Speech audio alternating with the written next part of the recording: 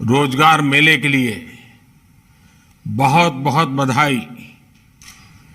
जिनको आज नियुक्ति पत्र मिल रहे हैं उनके लिए आज नई शुरुआत का अवसर है। इससे निश्चित रूप से आपका जीवन, आपके परिवार का जीवन बदलने वाला है। लेकिन जिस सेवा में आज आप प्रवेश कर रहे हैं वो सिर्फ आपका जीवन बदलने का नहीं, बल्कि वो व्यापक बदलाव का माध्यम है। अपने सेवा भाव से आपको राज्य और राष्ट्र में विकास और विश्वास के प्रयासों में अपना भरपूर योगदान देना है। आप में से तो अधिकतर साथी शिक्षा के क्षेत्र में सेवा देने वाले हैं। नई राष्ट्रीय शिक्षा नीति के माध्यम से भारत के युवाओं को नई सदी के लिए तैयार करने का संकल्प आज देश ने लिया है। उत्तराखंड में इस संकल्प को जमीन पर उतारने का दायित्व आप जैसे मेरे युवा साथियों के कंधों पर है।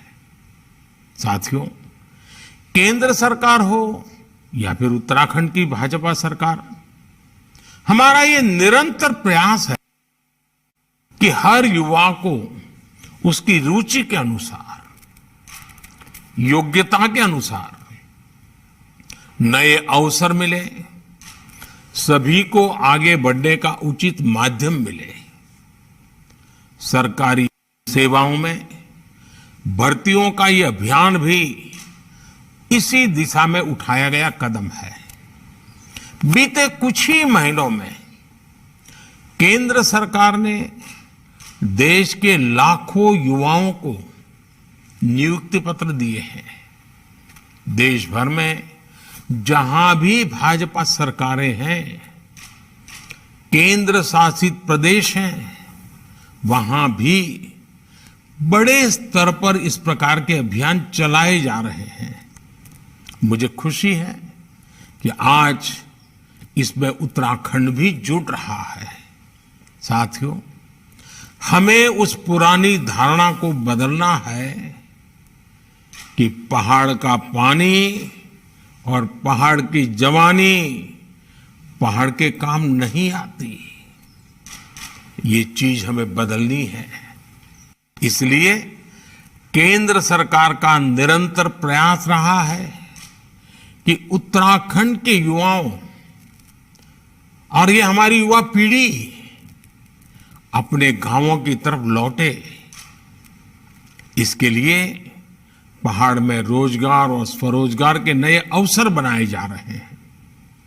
आज आप देखिए, इतनी सड़कें बन रही हैं, रेल लाइनें बिछ रही हैं, यानी उत्तराखंड में इंफ्रास्ट्रक्चर पर इतना निवेश हो रहा है। इससे दूर सुदूर गांवों तक आना जाना तो आसान हो ही रहा है। बड़ी संख्या में रोजगार भी बन रहे हैं।